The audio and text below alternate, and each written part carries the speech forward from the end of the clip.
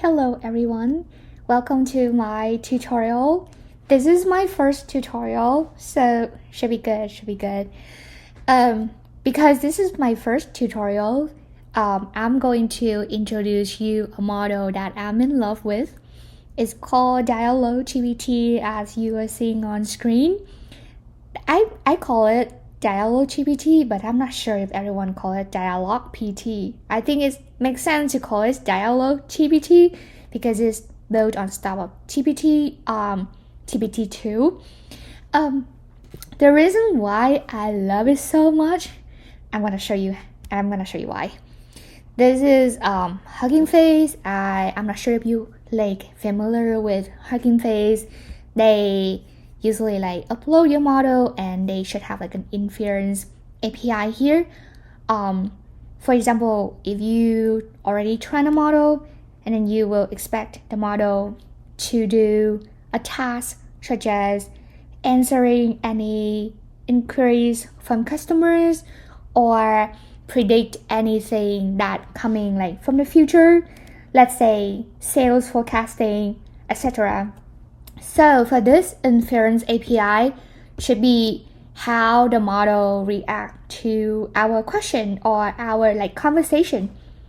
Alright, so because it's called DialoGPT, which means it will be able to do daily conversation, and I'm gonna try to just introduce hi, how are you? I'm doing good. How are you? All right, good one. I'm fine too. Just a nice day. Wow. Okay. Tell me a joke.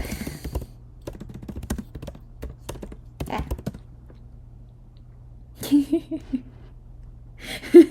I don't know if this is a joke.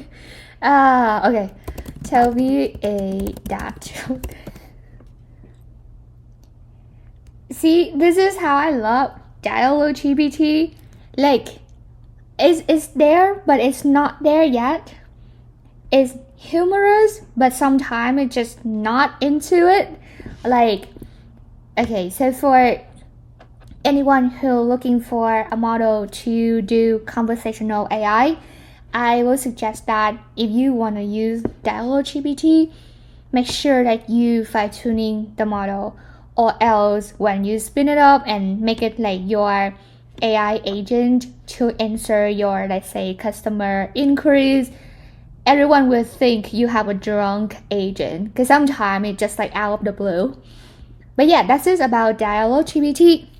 So let's say you go to Hugging Face, and then this is a brand new model, you never seen it before.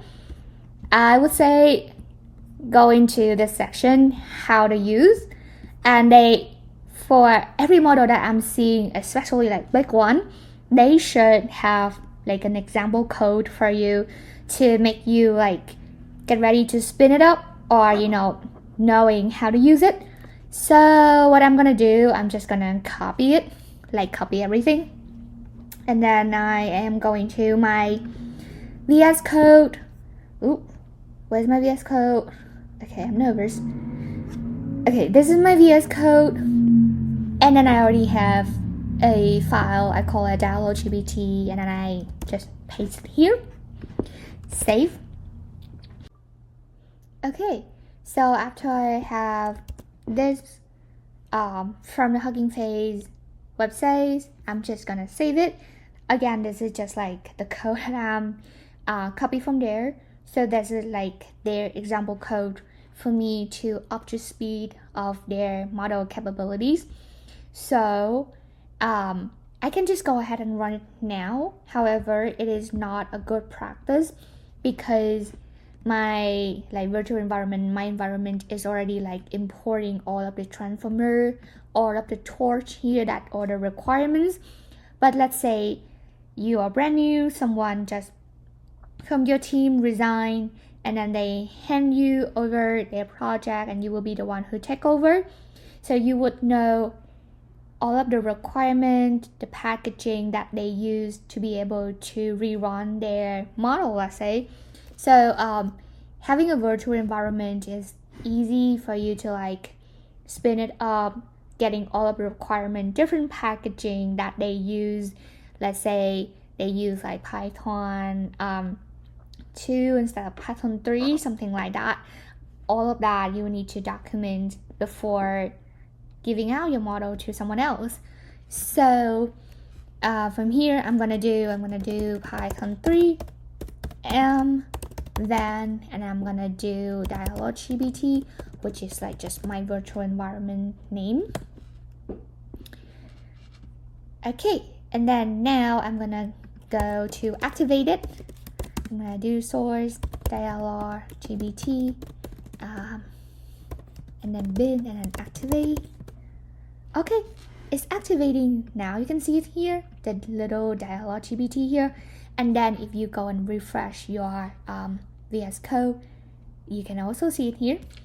Now let's say if I go and run Python 3 DialoGPT.py, you'll see there's an error. The error I want to show, it is no model name transformers, because your virtual environment is something like brand new. You don't have anything yet, and you have to go and run. In this case, I have only 2, so I'm gonna do pip install transformers, pip install torch. Let's say someone hand you over a project and it's like 20 lines of import. You're not gonna do pip install 20 times, but instead they will need to give you a file which is calling requirements.txt. It's a text file, and they have to put on transformer. If they don't have anything that like requirement, like a version requirement, so you don't have to put anything, they just put transformer. And then another one, what is the name? Torch. Okay, so I'm gonna go ahead and save this. Then you just need to run pip install or requirement.txt, and then it will do. Ooh, what is that? Couldn't find a version that satisfies your okay, there you go. Scared me for a second. Okay, so then it's installing everything at once, so you don't have to worry about like any kind of packaging version that people use at all. This is all we need to know. Okay, so it's gonna take a while to get it run. Why so okay, now it's done. Not too bad. Let me save this. Alright, now can we try again? If we do Python 3 DialoGPT.py, will it run? Please run.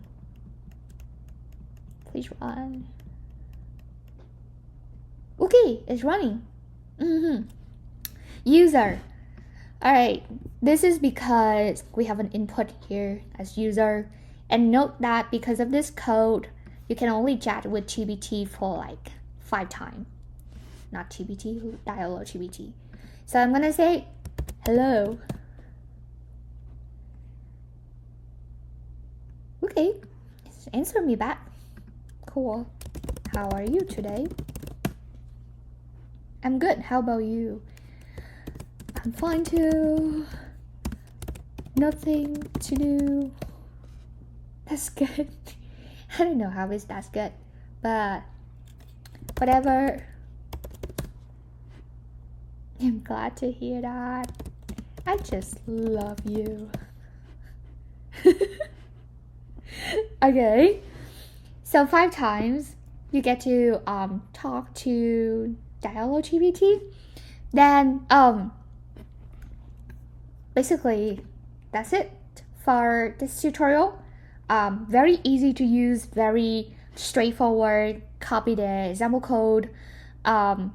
Next tutorial, what we're actually gonna do is, instead of doing this in like VS Code, I wanted to take this example and then make it like a chatbot, like a real chatbot using Streamlit Very easy, very straightforward for those who don't know about front end, back end.